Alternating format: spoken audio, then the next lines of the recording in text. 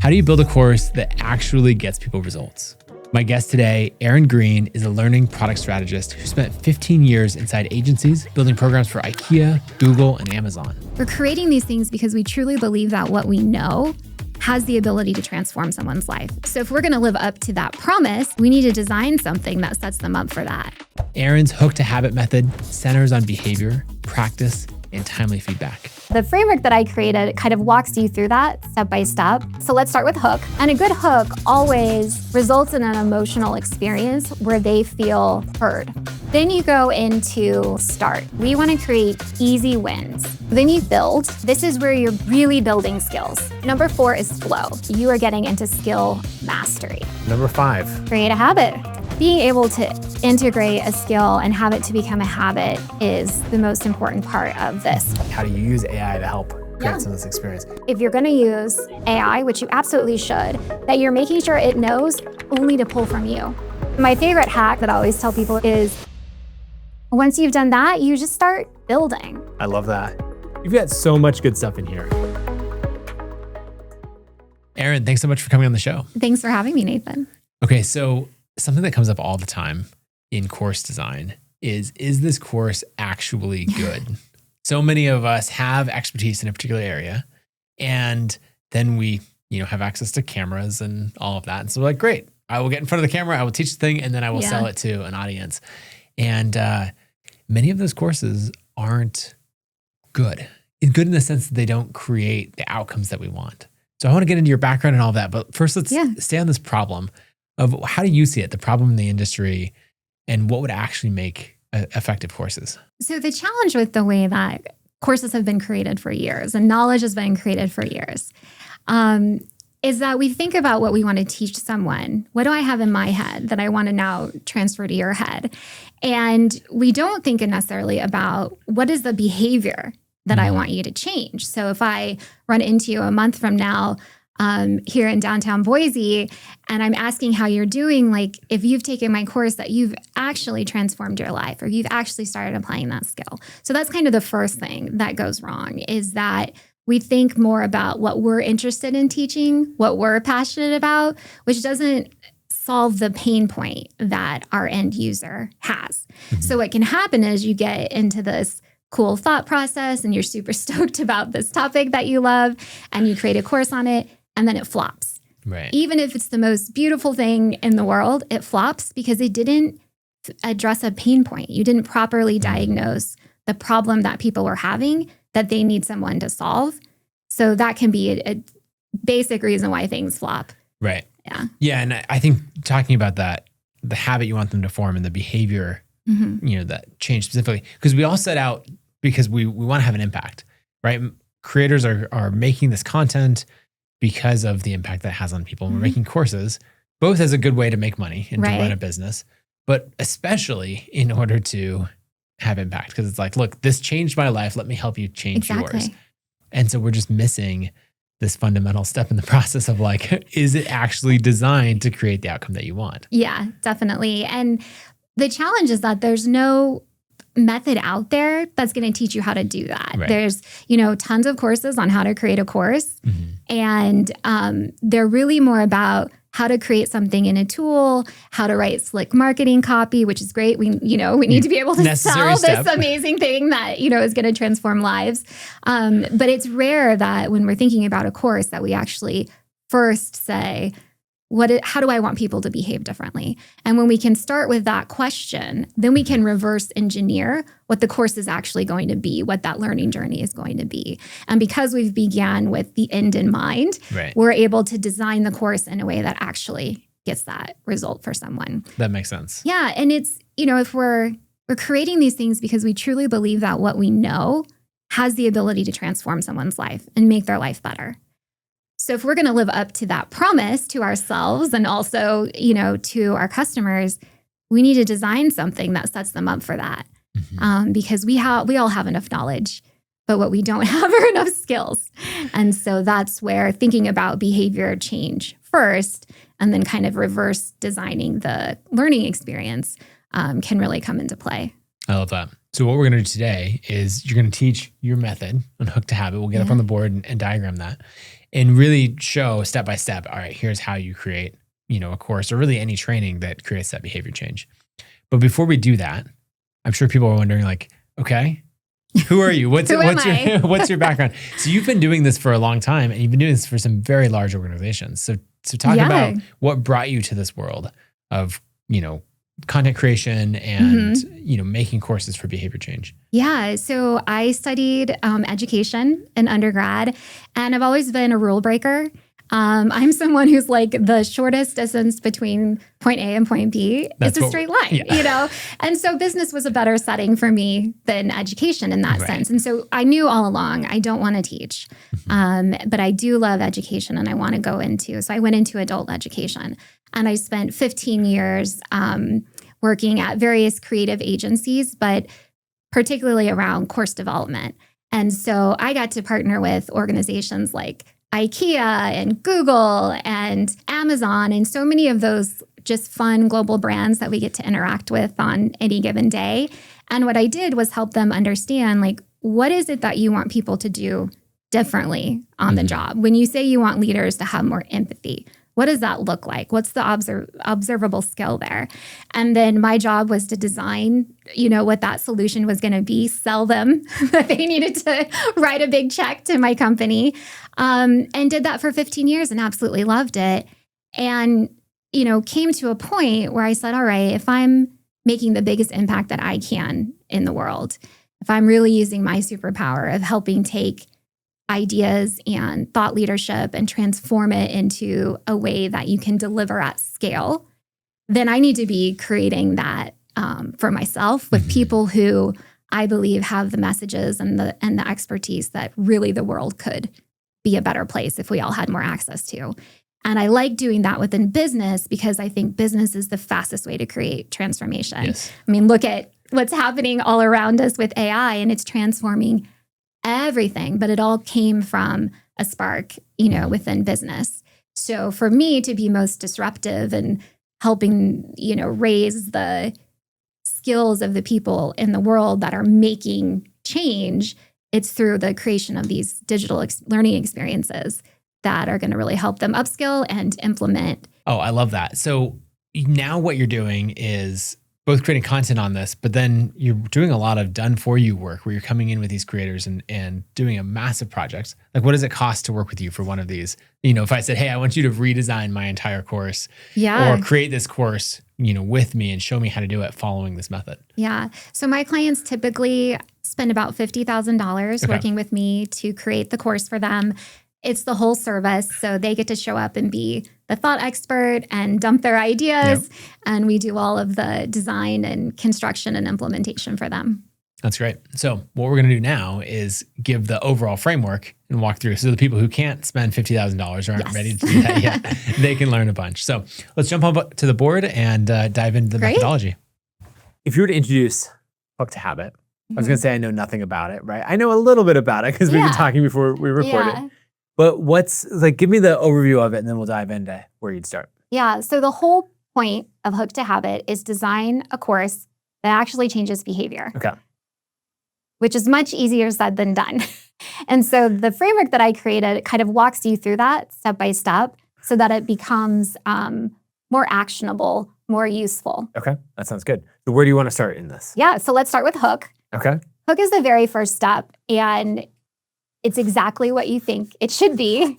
Whether you're writing an ad or writing marketing copy or trying to catch the attention of someone, you need a strong hook. Mm-hmm. And that's because your people who are buying your course and taking your course, you're not competing against other course creators for their attention.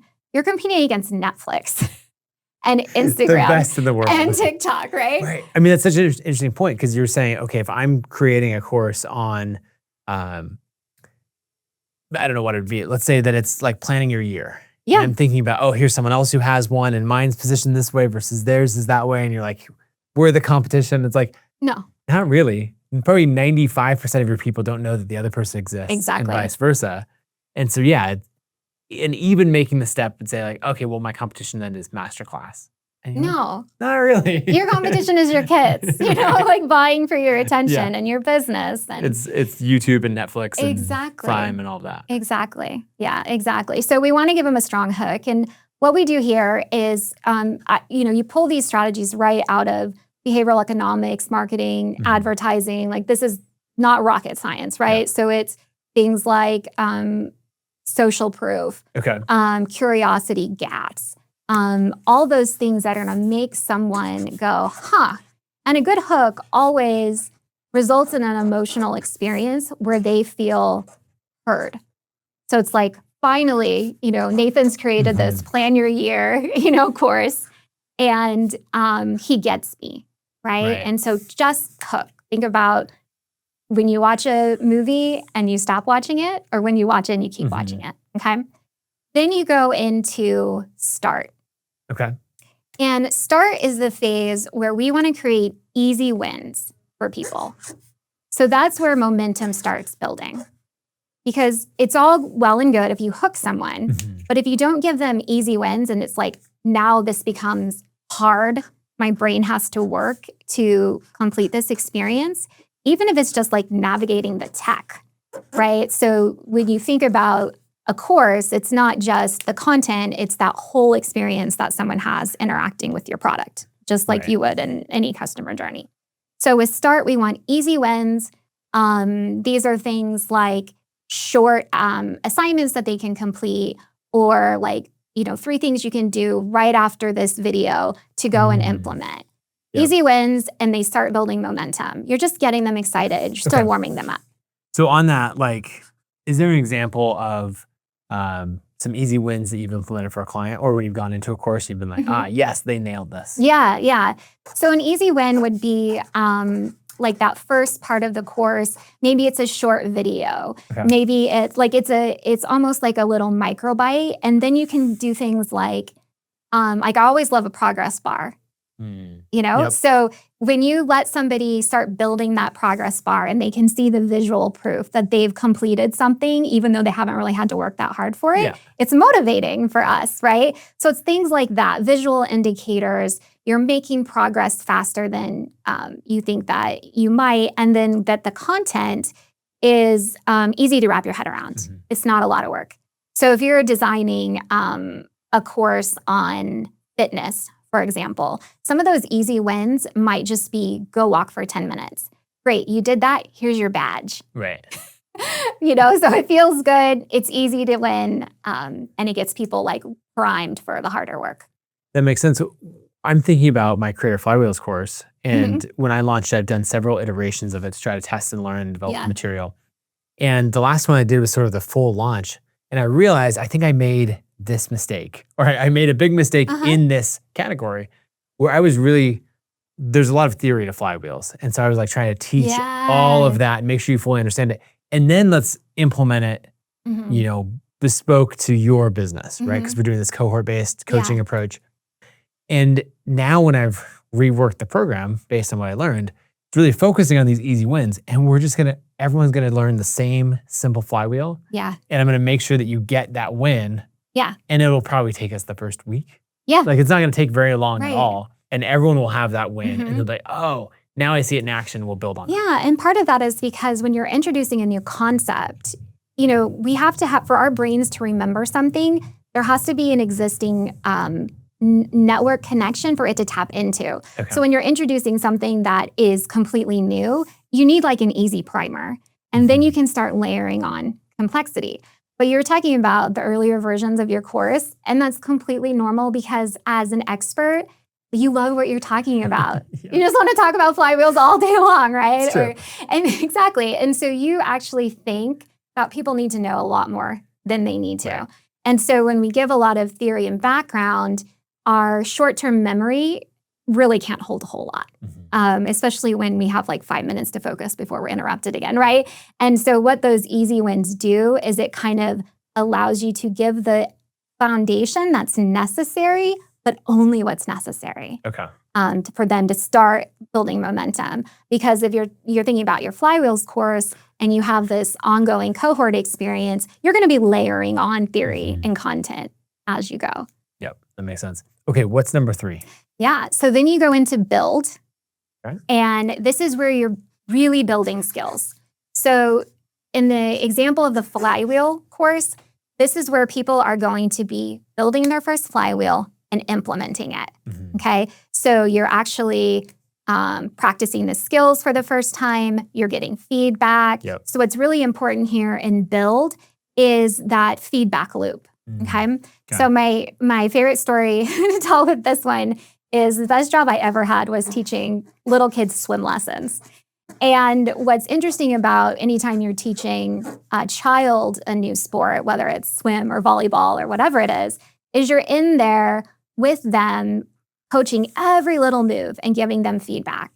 So what's really cool about a cohort experience is they're learning what you're telling them, they're practicing the skill, and then you're giving them feedback immediately in the moment. And that's what allows us to really start to integrate that skill and the performance of that skill into our lives. But to get good fast, you need those feedback loops. Okay. Yeah. What else is really important at the build step?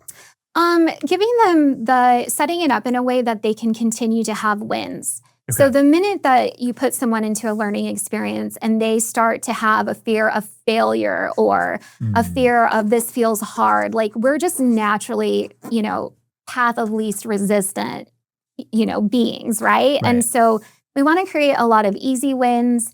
You're starting to make them harder as you go down into build, but just a lot of practice and a lot of reassurance and kind of ego stroking. And this is where you're going to get all your badges for completing the assignments and things like that. Because when we feel good, we want to keep doing something. When we feel like something is hard and we're failing, but we don't have the emotional support or the community support around it, we're going to want to go do what we used to do. Because at least that worked. Yes. Sort of. Yeah. And so I could see in the start phase, obviously we're getting those easy wins. We talked about that. And then it's like, okay, now that's done. Now we can just go into build and dive into all this. And you're like, yes. Yeah. And let's layer in some more clear wins. Yes. So they feel like not only on a progress bar is it moving along, but they're actually stacking these wins. And it's like, oh, this is working for me. Exactly. And so like an example in a cohort-based experience is you could have a whole channel within the platform that you're using that's just people posting their wins. Oh, yes. And maybe that happens throughout the week. And then one day a week in the cohort, you read the top 5 wins or there's a prize or something like that.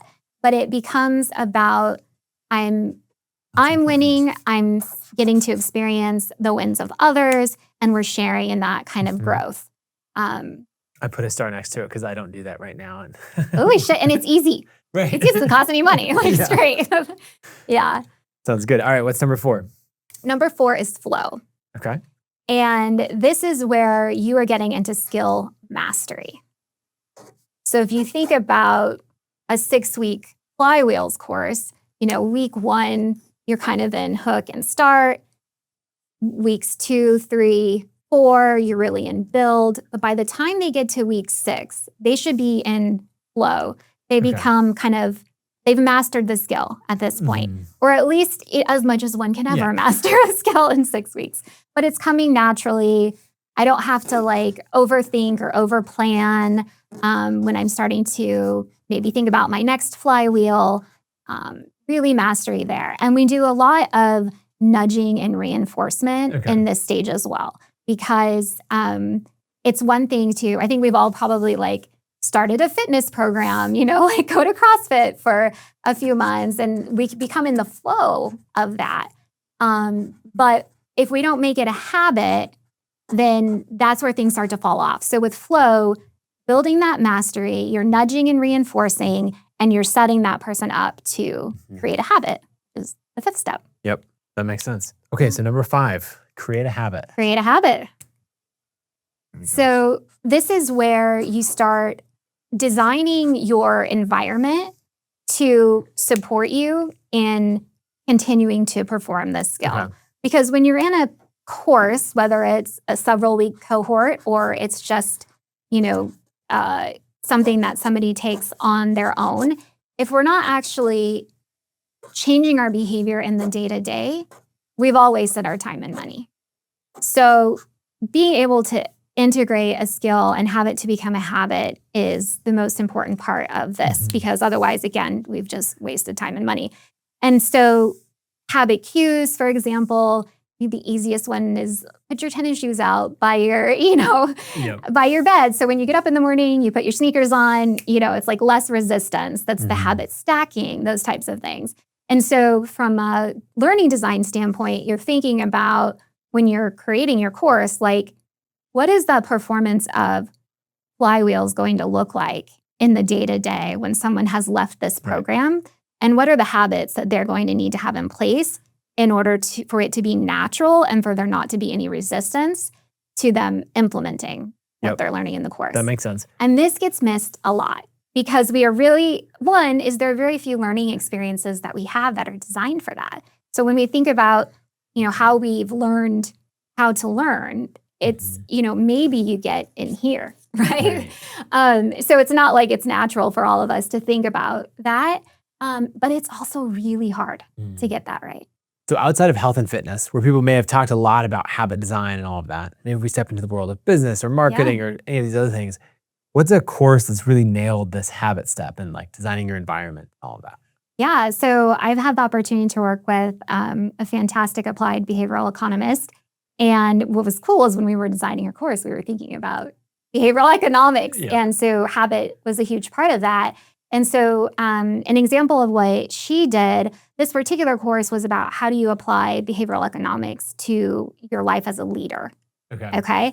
So it's like, these are theories that maybe we've applied to how you price your product or how you market your product. But then as a leader, how do you apply these same concepts in order to have your employees just have a better experience with you as a leader?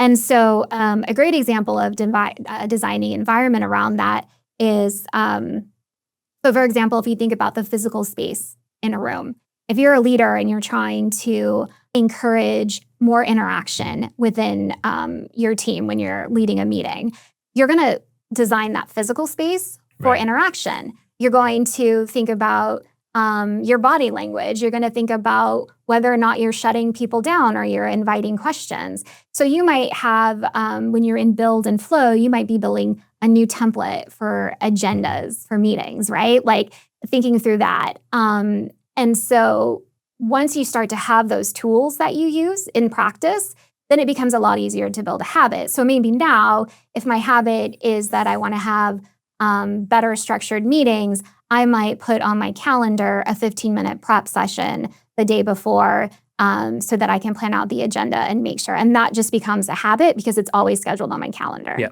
Well, that makes me think of in the Flywheels course, I talk about this a lot, how important it is to measure a flywheel. But, and there's a whole module on that and lots of things. And the calendar reminder is so important. Yeah. But I really need, early on to get to that calendar reminder so that, if they have a weekly flywheel, every Friday for 15 minutes, there's a block to measure that. Because that's going to keep coming back to it. Especially because in so many of these courses or material that you're teaching, it's really hard to get quick wins. And it, so much in life compounds over time. And so with flywheels, people are often doing it maybe for the first couple of weeks harder. It's more difficult to do it in the flywheel way than to do it in a hand pump style. And so like, I need you to do it for long enough. And you're like, oh, now I see why this is easier your way.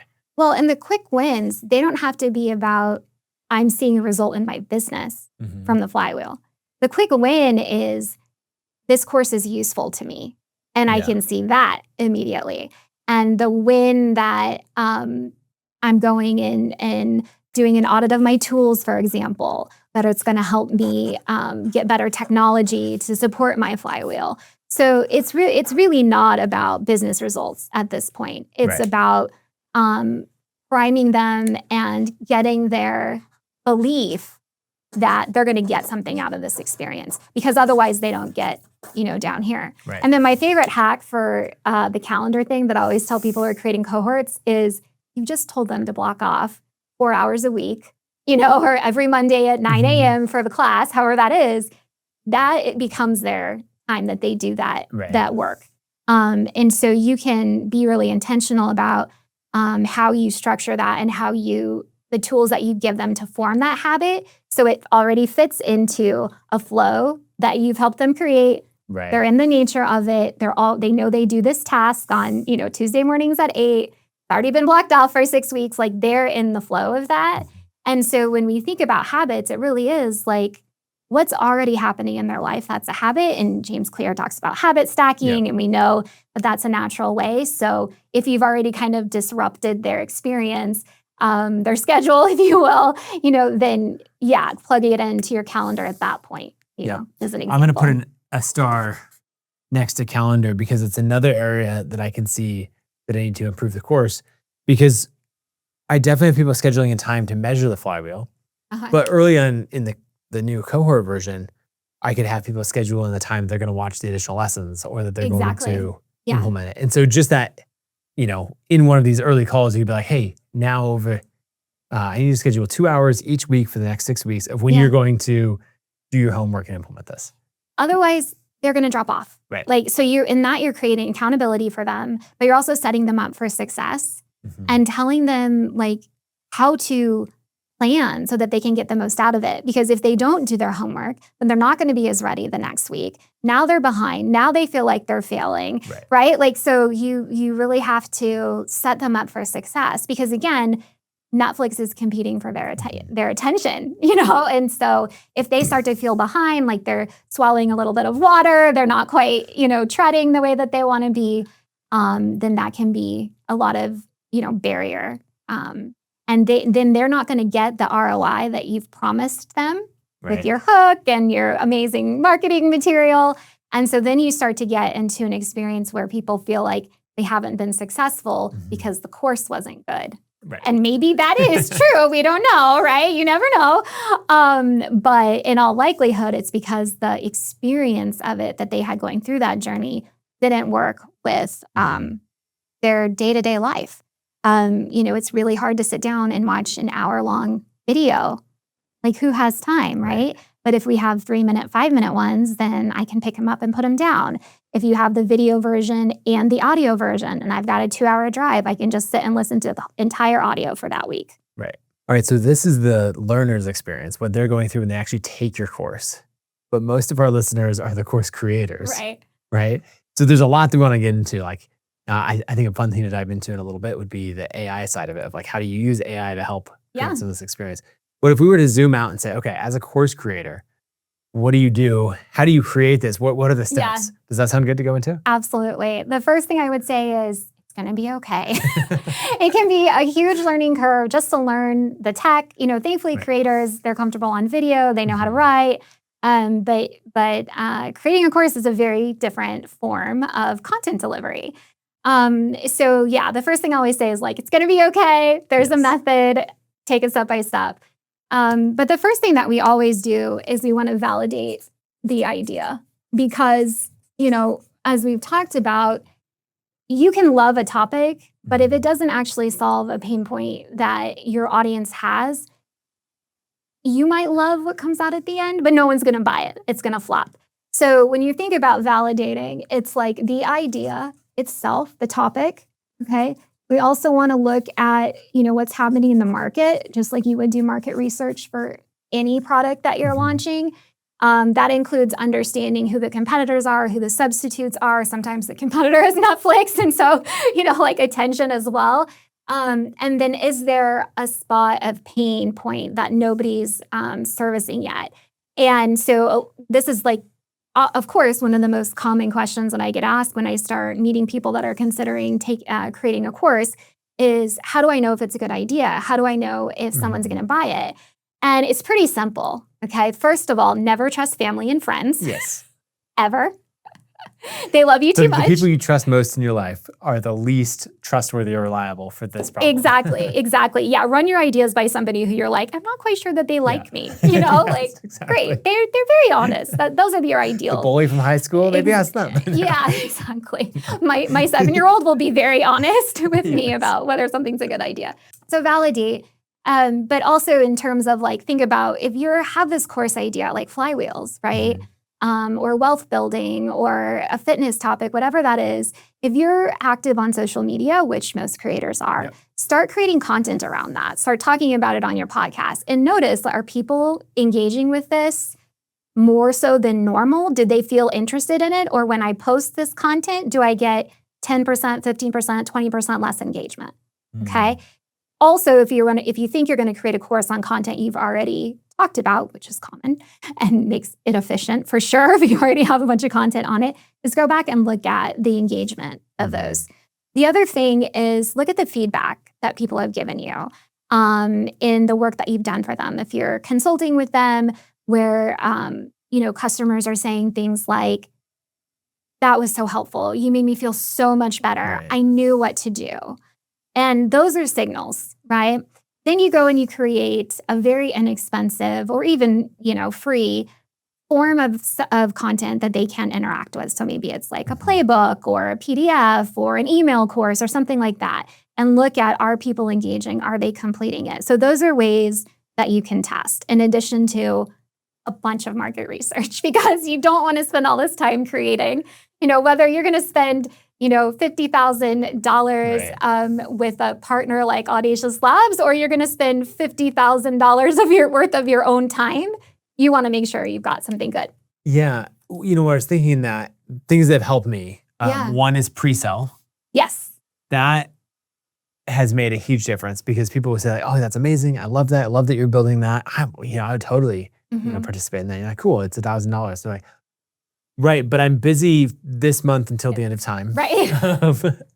Any of those things. And so if you ask them to actually buy it, that makes a big difference. The other thing is, I feel like you're not just validating, will people buy this? Is this interesting? But I think you're also validating, like, do I have something compelling to teach here? Yeah. So using the flywheels course as an example, I had that early content where I talked about flywheels in some workshops. I feel like in-person workshops at a conference to a room of like 25 people is a great size because you can actually see, like, oh, they're nodding along. They're taking notes. Okay, I guess this John is good. is falling asleep in the back, so maybe not the best. It's always John. But then, so if you do that in the workshop, and then to pre-sell, so actually I'm going to write down, this is going to get messier up here. Perfect. That's how we know we're really into it. Exactly. So the workshop is great for validating, then pre-selling something. With the Flywheels course, I pre-sold basically a digital version of the workshop. I think it was $1,000 or $1,500. And we did a cohort style. Yeah. But I taught the entire thing live. There's no videos, none of that, because I didn't even fully know what would resonate and how that would work. Yeah. And so teaching it live saved me all of the time of creating all of these videos and all of that.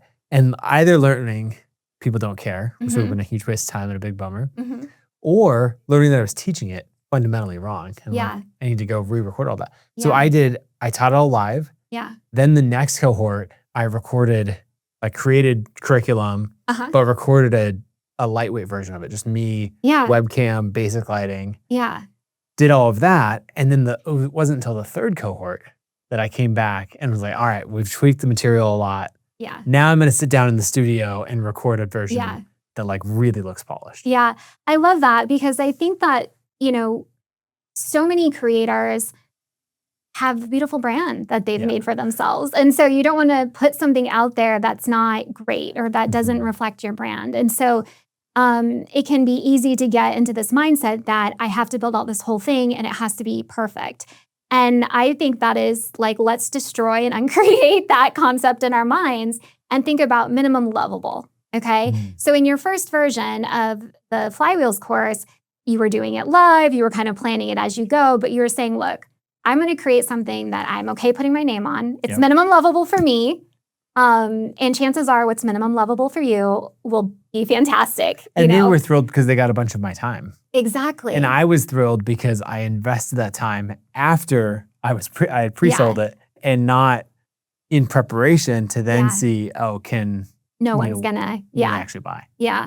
John's still gonna fall asleep, right? So I think what's interesting about pre-selling is, people are afraid of this, but the worst thing that can happen is you give people money back.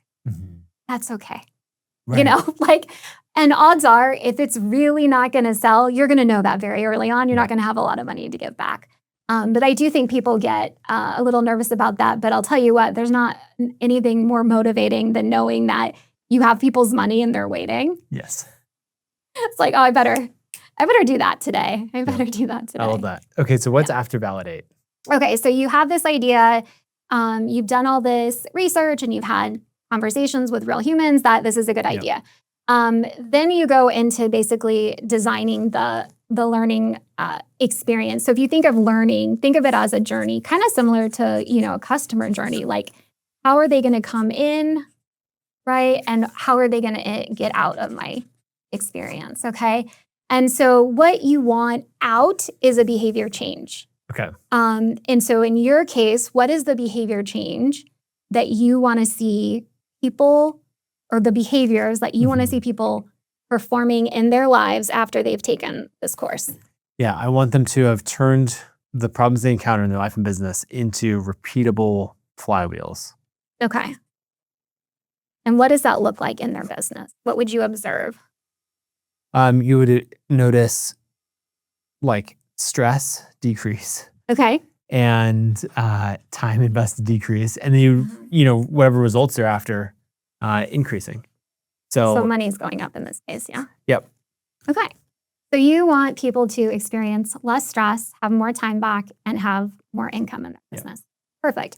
So if you start out and you think that your output is, I want people to know how to use the flywheel, which is often how we think about teaching somebody something. Right.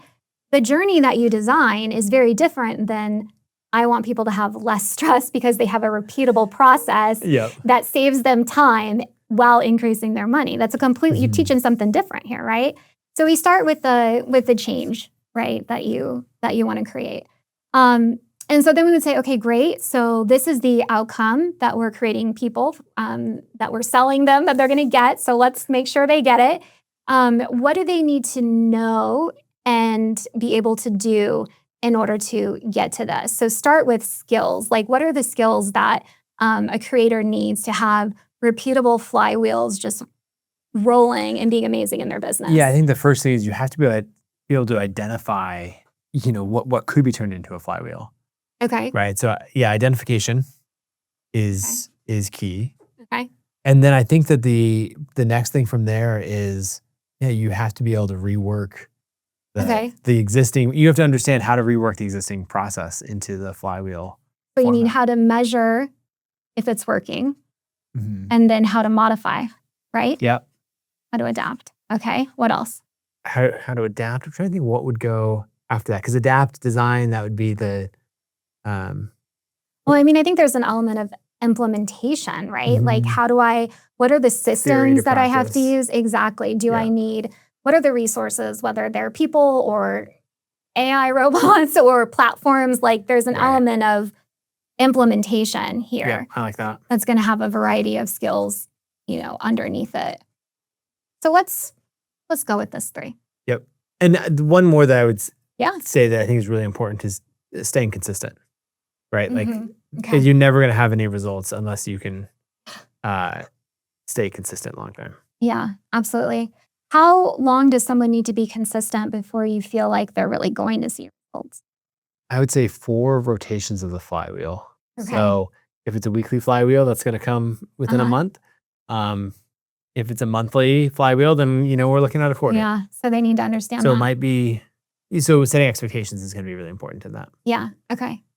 There will be signs earlier, right? Right. But when empirically the data shows, oh, this was a good idea. Yeah. I would say about 4 rotations. Yeah. And even if it's just a flywheel that only takes a week, like that's delayed gratification. Right.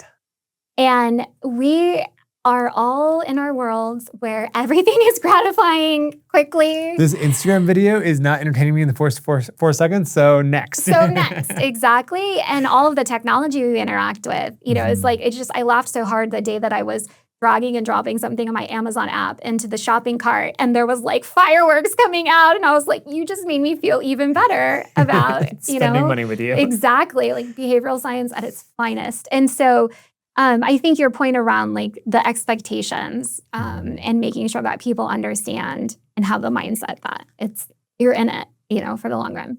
Okay, so we have these skills, all right? And then what do people need to know in order to be able to get these skills? Very practical things, or like they have to know the outcomes possible? Like, give me an example. So I would start with like, what is a flywheel? Yep. Okay. And once I know that, what do you teach them? This is what a flywheel is.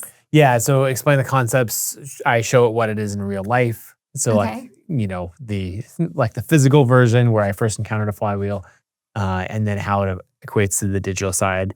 I teach the 3 laws of a flywheel. What defines a flywheel? So that's like flow, ease, and growth. Which is interesting because flow, ease, and growth they're very specifically tied to the outcomes.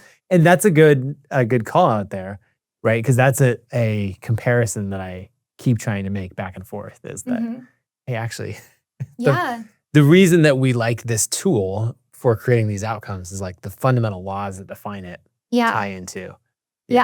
So where it gets really fun is when you start to go meta and like, what's the flywheel experience of this course learning journey? How do I build this compounding experience? But that's just because I'm a learning nerd. So no, we'll go back to this. Okay. So what is a flywheel? How do I measure it? What do I need to, what tools do I need to use to measure it? What are the metrics that I'm looking for? Like all of that is knowledge-based. You either need to tell them or they need to read it in a book. They need to hear you say it. It is foundational. And this is often where learning stops. Because if we think about the traditional methods where we've learned in school, university, advanced training, it is about someone standing up and giving a lecture.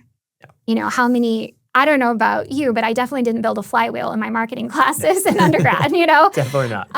And so what we're doing here is we're just working backwards.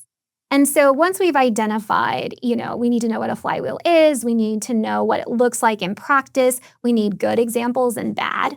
I think sometimes the bad is so important. Learning from failure, learning from somebody else's failure is super helpful. Our brains are encoded to learn through stories. So when we're doing case studies and we're kind of decoding what has happened, it's a really powerful learning mechanism for our brain. I'm going to put a star next to that one because I don't think I have any bad examples. Oh, you need bad examples. Yeah. Even better if it can be your bad example, because you didn't get to where you were without learning. Right. And it humanizes and so many more things. Totally. And your people taking this course, their first examples are going to be bad. Right. So this is where you say, you're not alone. This is what I did. These are my results. This is what I did next. These are my results. Because part of why they're paying is to overcome and leapfrog the learning curve that they're going to have because you've already been there, right? So Nathan's going to give me the secrets. So by telling those stories, you're reassuring them. You're giving them confidence. So what's interesting is that the way that science works and our brains work is confidence actually precedes competence. You would expect it to be backwards. And you would expect it to be backwards. And all the time people say it's backwards. And that's how we think. We're going to practice, we're going to practice, we're going to practice. And then I'll be confident. And in some ways that's, there's an element of that that's very lived. But if you believe that you can be successful at something, you're going to get competent so much faster than if you come in with the mindset of this is going to be hard. Right. And so the nice thing about giving them bad examples is, really great from a learning standpoint because it's like the case study approach. This is why HBR is so successful with their content because it's like business case study after business case study. It makes them it creates psychological safety for them because the minute someone thinks that they're not going to be successful, there's 1,000 other things that they can do with their time. Right. And so it just makes it so much more approachable. I'm going to write that down because I think it's a really important point and I want to dive in on that. So you're saying confidence precedes competence. Yeah. And so in our course design, we need to be thinking about how do we create confidence as much as possible, as early as possible, from as many angles as possible. And so one way to do that is sharing stories and examples and all of that. Yeah. What other ways do you go about creating confidence? Yeah. So if you go back here, this hook and this start and these easy wins, those are going to be creating confidence. Right. Okay. So it's not just your story, but you could ask them, what is this marketing strategy that really worked for you and you were successful at? Share that.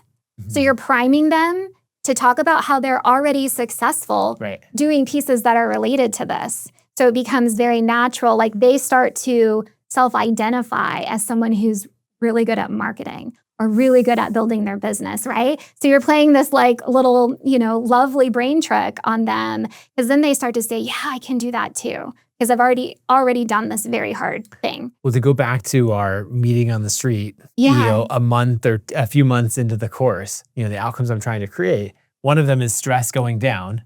And so even if all we did was increase their confidence based on their existing skills, and then they're like, oh, I can do this. Yeah. And so then they tackle something that then probably decreases their stress. It's like you could only increase their confidence and they would do better. One of our 3 outcomes. 100%. Yeah, 100%.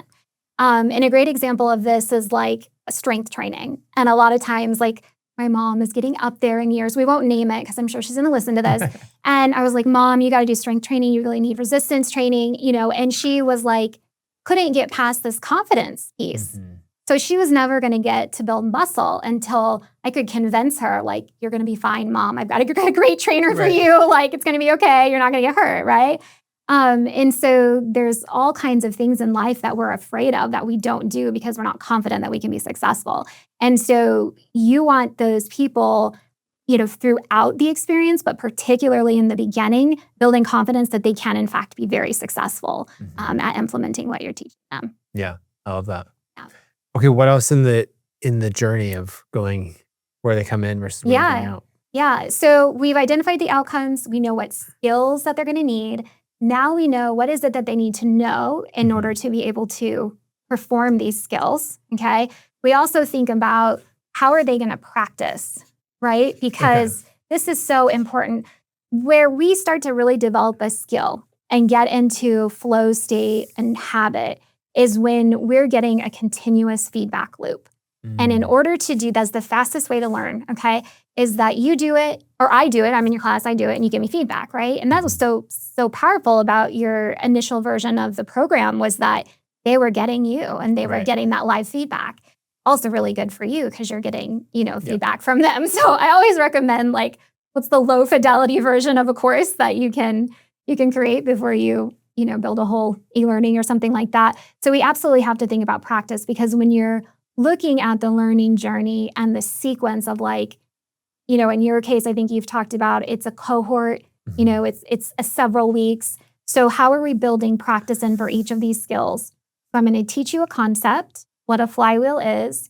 I'm going to show you some real life examples of where it's gone well and where it's gone bad. And then I'm going to have you practice creating your own. Right. And we're just going to map it out, the next 2 days. And then everyone's going to share with each other and we're going to give each other feedback. And then we're going to refine it. So that's where that loop comes in. Okay.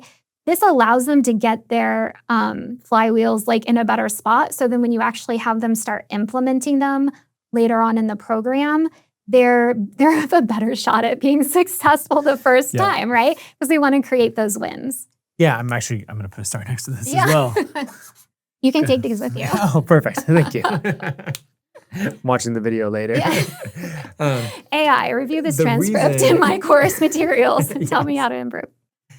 So I'm thinking about practice and identifying where flywheels get stuck or how to improve them. Like it's such a fundamental concept because the metaphor that we're going with, right, is this metal wheel that's spinning and it's got friction in there. And so you imagine the wheel comes around, it's so smooth and it kind of like grinds for a second and keeps going. It loses momentum at that spot every time.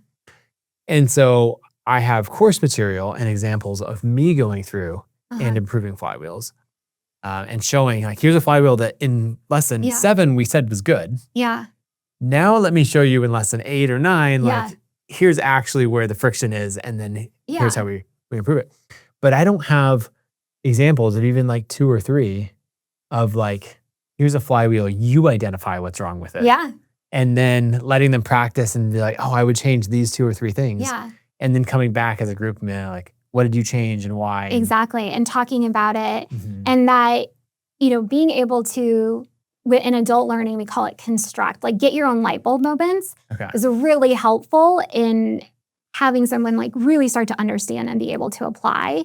That reflection piece is so important for being able to just really get the outcomes that you're looking for. And then the other thing I would do in here is, give them, you can tell them a story in the beginning in week 1 of this particular flywheel. And then you kind of show the implementation of it. So as you're teaching these different concepts, you can use an example threaded throughout, just like what we're doing in this conversation. We have the same, example. Right. And so it becomes the story that they want to stick with, and they're going to get in there, going to see where it's stuck, because in reality, their flywheel is going to get stuck. It's going to get squeaky at some point. There's going to be a rock, whatever it is, it's coming for them. Ideally, they're implementing flywheels during the cohort where they're going to feel those sticky moments in real time and be able to work through them with you. But depending on the length of the program and how long it takes for them to get to those sticky places, sometimes that's trickier to do like in a learning experience. But yeah, you definitely want them to see a full life cycle of things going well and examples when it's gone poorly. And then how do you, when it's stuck, like what do you do? And we have that, there's a whole lesson on it, but there's not the homework of like, build the confidence that when your flywheel gets stuck, you know how to get it unstuck, because I like teed up harder and harder, like started with an easy example and you're like, oh, well, it's clearly this. And later on, you got to think about it more. And then further on, it's like, this is actually hard, but you solve that. Either on your own or with help. And then you're like, I'm so confident I could totally do it. I could solve any flywheel, which is what I'm trying to build. And it's always like reassuring when you're learning a new skill, if you can see a great example of somebody else like really crashing and burning, because then you're like, that's the worst it can be, and this person recovered and they made the tweaks to their flywheel and like, look at them now. And that's a really powerful piece. I'm excited to hear you building that in. Sounds good. All right, where would you go from here? Okay, so we've got our outcomes, the skills, what they need to know, how we're going to have them practice it. And then you start to go back to where most learning design starts, which is what is the sequence of which we need to teach them? And I always think about this in terms of Legos. And Legos are, think of each concept that you need to teach. What is a flywheel? Here are some real life examples. These are the 3 laws. Think of those as their own Legos. It's great because you're making smaller pieces that are easily consumable for the learner, because you're not giving them 90 minutes of lecture. You're giving them, 10 minutes on this, 5 minutes on this. You can, so you're just breaking it down to like its most core basic components. The other reason that you want to do that from a creator business standpoint is now you have these individual Legos. And so if in 6 months you want to create another course that has maybe 20% of the content is actually very similar to what's in this course, you've built it as a Lego, you can just take that piece and put it into your new constructed thing. If you want to make a lead magnet course that you get the first, module free or something, like it gives you so much content to repurpose that when we think of it as Legos, it's makes it easier. Well, that makes me think something that I have not been good at in the past, and that I've gotten better at, is like defining things in concrete ways. So in having a diagram or laws or something to go with it. So I talked about flywheels for years before I actually broke down and said, oh wait, what, and defined, these are the 3 laws of flywheels. And now I say it like definitively, and people are like, well, Nathan's 3 laws of flywheels are. Or I think of Dan Martell has a system that he calls the 1-3-1 rule. And so when someone on his team comes to him with a problem and says, hey, what should I do? He just says, what's your 1-3-1? And it's just, you need to come with 1 clearly stated problem, 3 like options that you've discussed for how you're going to implement it, and then 1 recommendation that you think we should do. Right. And so he took something that's like very broad and he condensed it down and he named it. And so as you're talking about these Lego blocks, like how do we get creators to name and package their Yeah. core ideas. Their method. Yeah, so much better. Yeah, and it's part of their brand. Like I'm hooked to have it, and building that right now. And so I think that's really important. And, metaphors are really powerful ways to tell a story or help people understand a concept. And I think the key thing here is, as a creator, you're always going to want to tell way more. I'm sure there's a lot that you could say about flywheels that is not going to be in this course. And so you think about it like, what is the most basic building block? And then how do I develop a mnemonic around that, or a 4-step process, or an easy rule? And when I was having my love affair, doing all this research around how do we design courses that change behavior, is, talking with friends, brainstorming with AI, like, how do I say this in a way that's easy to understand? And that can be really hard for creators and experts, because we're used to getting to have a lot of time to clarify something. Maybe on our podcast, we're talking about it, or we've got 2 chapters in the book that we get to dedicate to it. But it really is about what's the smallest component, and then how do I want to talk about this in a way that is super simple. But that means you have to simplify what you've spent years yourself trying to understand. You got to let go of a lot of stuff. Yeah, that makes sense. And what I'm realizing as you're saying that is that's actually something that AI is very good at doing. And so like creating the mnemonics or any of those things, if you're like, hey, write this with perfect alliteration, it's like, okay. Yeah. You would be like in the dictionary for being like, okay, we're trying to figure this out. Yeah. And it'd just be like, boom, down. You're like, well, that, 2 and 3 aren't very good. Make those better. It's like, okay. Yeah. Here's 7 options that you could fill in. Exactly. There. And so doing things like uploading a podcast transcript or recording a Loom where you're talking through it and you're iterating on that. Yeah. And even sketching it out and then going back and forth with ChatGPT or Claude and saying, all right, now make this packageable. Yeah. It's quite good at that. One of my clients is a couples psychologist, and he has really big ADHD. And I tell him, I'm like, Doug, put on your headset, go for a walk in the woods, and just talk. Just tell me, I'm not going to sit down and interview you. Like, you just go brain dump. I will put that transcript right into AI. It's going to organize it in a natural flow, because the ADHD brain is not linear thinking, right? And so, AI is such a huge tool with that. And then the other thing that came to mind as you were talking about this early upfront part is, just like we're validating this product idea, you need to have learner personas. Just like you have marketing personas or buyer personas. And sometimes when you're selling a learning product, your buyer persona and your end user persona are actually different.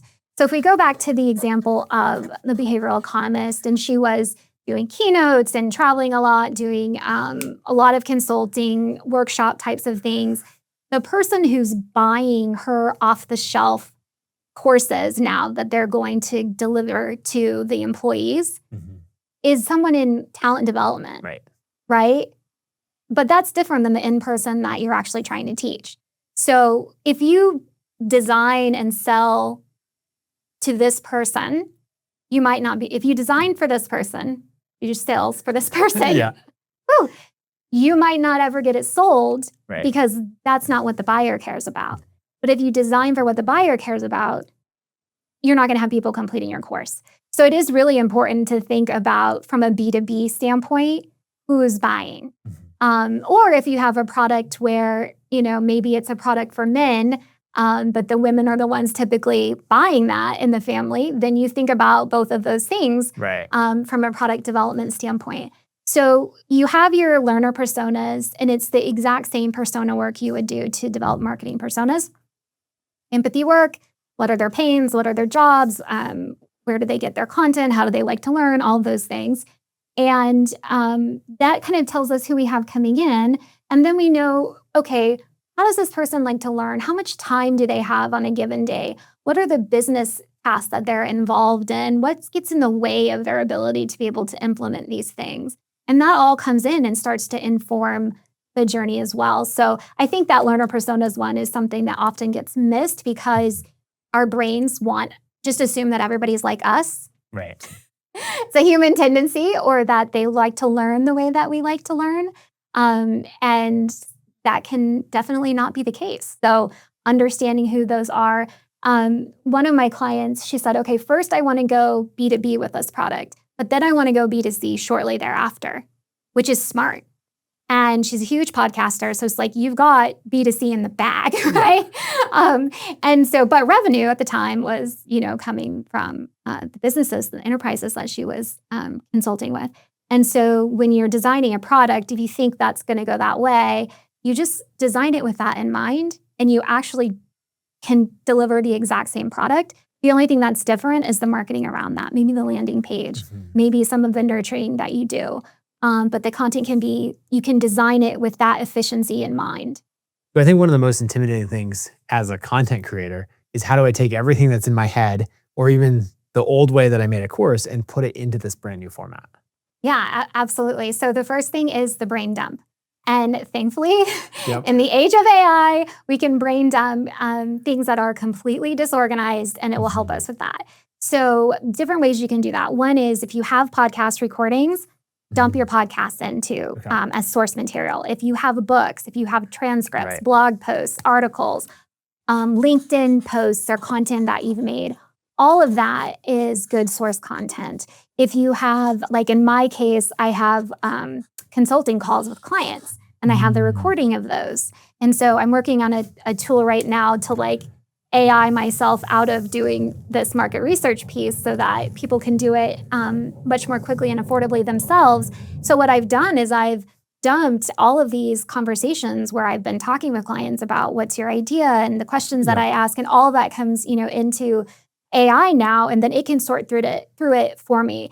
And it can be quick and dirty. It can be you're going for a walk and you're just talking to yourself in your headset. Something that I do is, my favorite tool on my Mac is called Whisperflow. Yeah. And it's a text-to-speech. Just hold down the function Another key. Whisperflow, yeah. Oh, it's so good.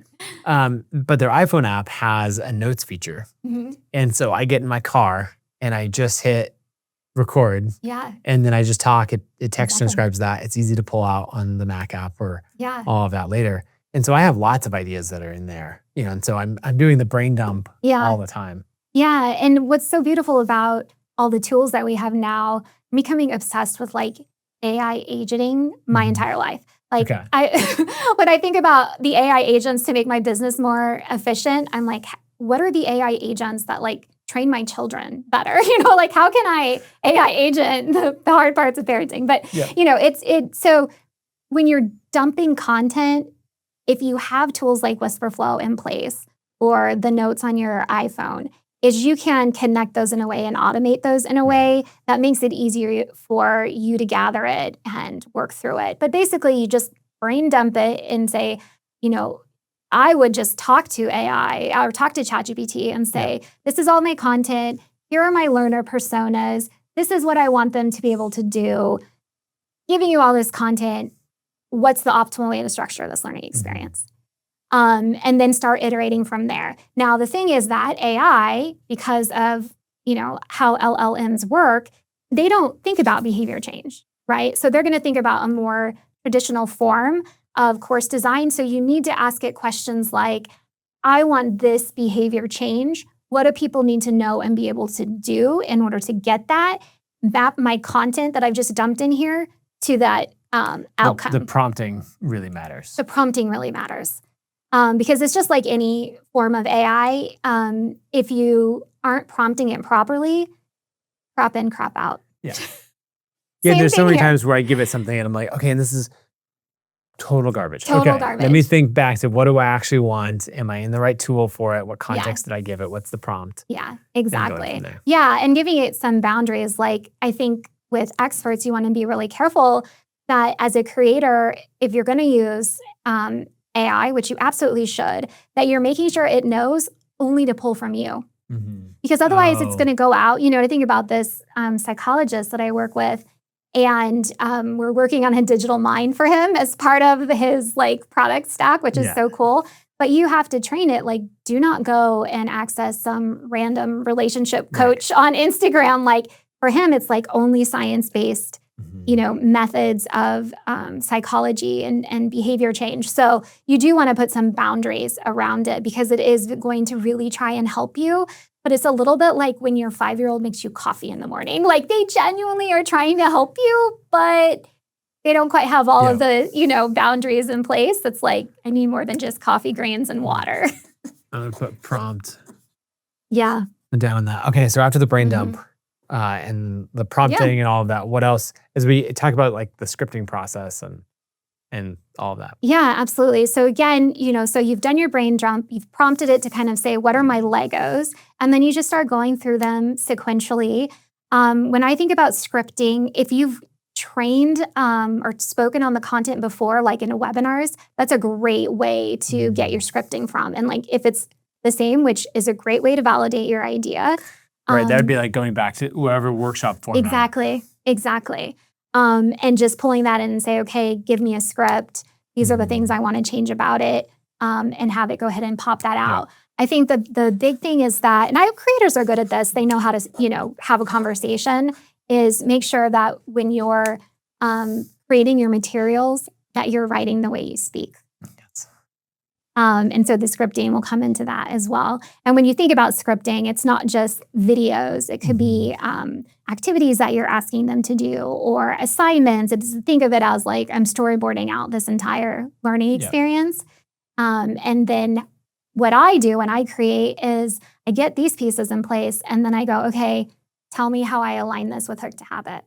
So I go back to my own model a lot to make sure that I have the behavioral science plugged into the learning science to make it something that is going to be effective at the end of the day.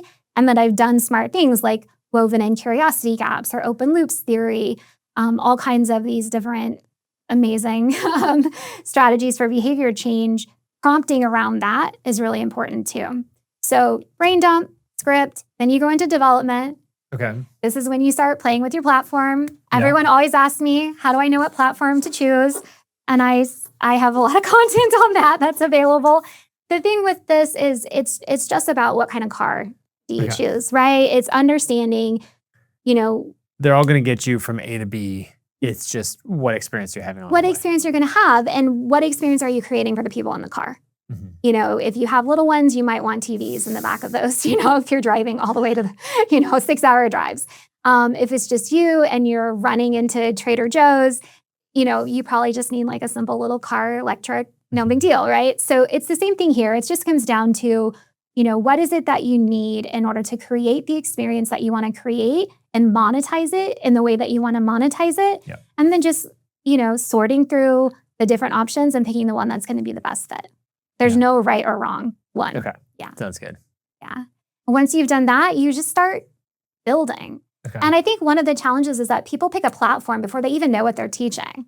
And now you're stuck into the structure that this platform has. And platforms are great because they make it easy for people like you and me to make a course and sell a course. But they typically are not set up to have set that learner up for behavior change. So that's really important to kind of map out the behavior change before you pick the platform so that you can get the platform that's going to give you the best shot at some of the types of experiences you want to create for people. Like if you're going to have a cohort, you want to look at those platforms that are going to have a lot of good conversation pieces, that those are structured in the way that you want. Everyone is different. So understanding that is really key. One of my favorite courses and, workshops and all that is from the folks at Ultra Speaking. And so Tristan and Michael and the crew over there, they were all in on how do we create behavior change? And, how do we give people practice and real life examples and all of that. And they ended up making their own platform because they're we're going to have people play games. Like that is going to be the system around this. Yeah. And they could have very easily said, okay, we're going to use Mighty or Thinkific or, another platform and then had to craft their entire curriculum around that rather than starting with the behavior change into the methodology curriculum and then saying, can I do this within, one of these platforms? Yeah. I think that with all of the opportunities we have with vibe coding now, and it's like, it's tempting. It's never easy.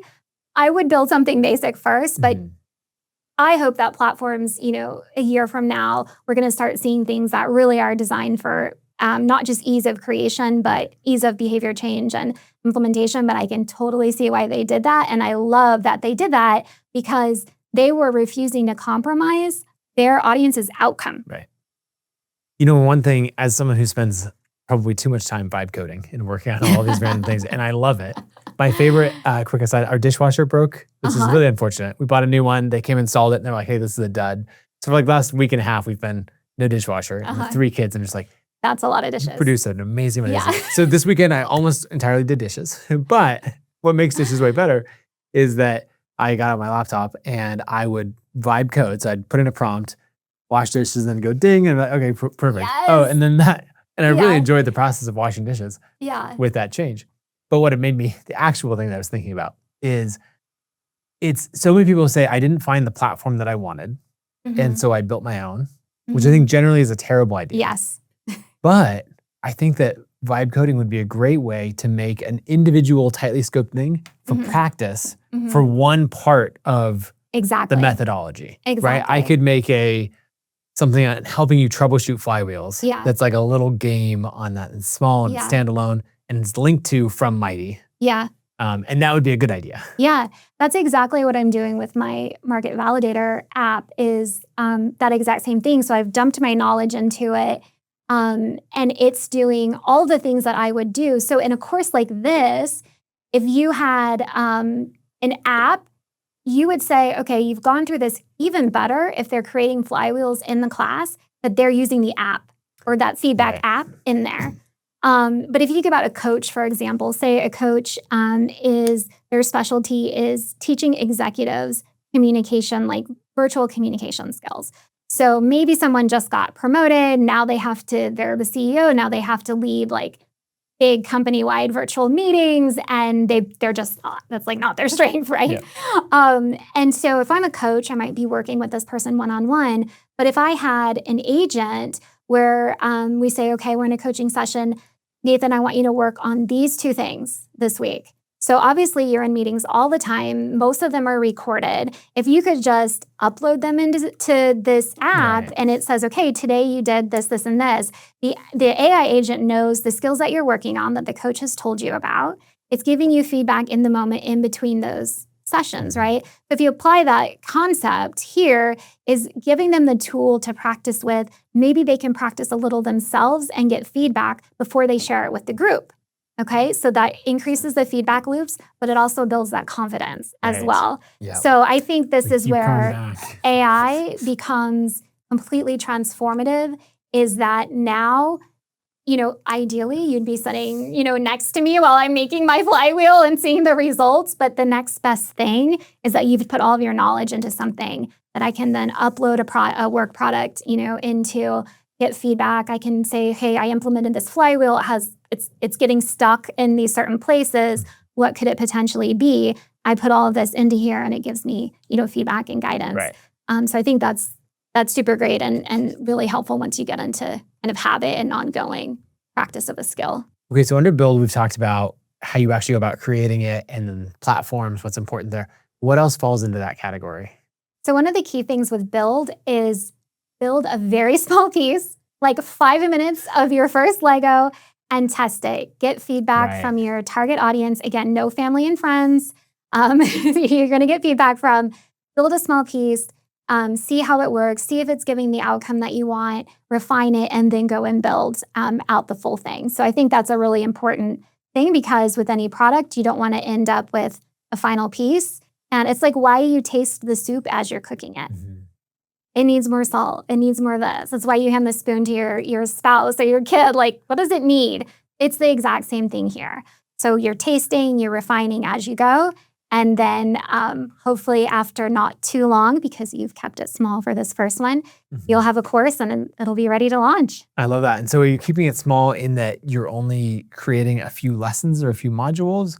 Or you're staying shallow? Like, how do you keep it small? That's a good point. Yeah. Okay. So is it small in terms of duration, or is it small in terms of depth of content? Yeah. I think that it really depends on the content and the outcomes that you're shooting for. Because if you're shooting for deep outcomes, you're going to have to give them depth throughout, which means the small piece is going to need to be deep. If we're looking more at like an outcome of awareness, then your content can be higher level in the test. But if you don't test the real stuff, you're not getting a real feedback. You know, you're not, if you're going to design this and you're just going to show people the videos of this is what a flywheel is, and I'm going to show, you know, go on to the platform, watch this video, tell me what you think. They're going to give you feedback, and that's going to be useful for that video. But what you actually want to do is put them through a small piece of the whole experience, because things are easy up here. This is where things start to get trickier. And so they might say, yeah, that part was easy, but I got really stuck in this particular form of practice. And so if you're teaching something deep, go deep in the build of that first piece, but keep the amount of content that you're teaching them as short as possible. And then if it's just kind of broader, more awareness, I would say write a book or give a podcast or something like that. Yeah, that makes sense. The thing I'm realizing that you could test a lot of is the easy wins. Yes. Right? Because, you know, did this feel like a win? Do you understand this? And you could progressively add to that. There's something in user experience as well. When we're designing software, you often don't test with very many people. Like you might think that, oh, if I test this interface with 3 people, that's a certain level of good. And if I test it with 20 people, I'm going to learn so much more. And often that's not the case. Right. Because really you learn the same thing a whole bunch of times. Exactly. And so if you were to test with a few people, like, all right, we've got this first module, and did I get you easy wins? Yeah. And they're like, yeah, this is amazing. This one thing of the 3, like I implement that. I love it. Yeah. It's like, okay, cool. Well, and if you're testing your easy wins and they're not easy wins, like that's a very good data to have. Yes, that makes sense. Okay, so you've got so much good stuff in here. I'm imagining someone going through this and being like, you know, like me, and making, you know, their own stars of like, okay, here's what I'm going to fix. Here's what I'm going to change. Yeah. Or the call out, right? So that's for someone who has a course already and is doing, you know, version 2.0 or 3.0. Exactly. But really someone making it from scratch. Is there one part of this that you're like, hey, you're making a course from scratch. Like, I just really want you to not miss this part of it. It's beginning with the outcome of behavior. How is someone functioning differently? Yeah. What do you notice differently about their business, about their, you know, their mood, their stress, whatever those things are related to your topic? And then you work backwards. Right. I would say that's the most important. And then the second thing I would say is take a breath, because it can be a lot. It's a huge undertaking, like writing a book. It's, you know, it takes a lot of time. And take a breath. Don't get your own cognitive overload. But yeah, start with the end in mind and build from there. I love that. And because that's really what differentiates the whole thing. That's the outcome that we're trying to create. And the problem that we run into with courses is that we've got lots of content and they don't actually create results. Exactly. Like you start with the end in mind, really emphasize that. That's like what I'm thinking about is writing that out in more detail, printing it off, putting it next to my monitor. And so, like, right, what is the end in mind? Yeah. And that just being the recentering, you know, as you go. Exactly. Just like you do for your business goals. Like, I want to hit this, you know, follower count. I want to make this amount of income from keynotes, whatever those things are. And they're right in front of you every day and you have to stare at them. Like, same thing. It creates accountability for what you're creating and selling. That's amazing. Well, Erin, you've taught a lot in just over an hour. If people want to learn more about you and work with you or follow more of your material, where should they go? Absolutely. Find me on LinkedIn, ER Green with Audacious Labs, Erin Green, or you can find me online at audaciouslabs.io. And happy to have conversations about this. I can nerd out all day on course design. So sounds good. Thank you so much for coming on. Thanks, Nathan. If you enjoyed this episode, definitely check out episode 87 with Jay Klaus, where we dig into why online courses are under pressure and how creators can adapt in the age of AI. We get into pricing, memberships, and what trust looks like when attention isn't enough. Be sure to like this video and subscribe for more, and I'll see you next week.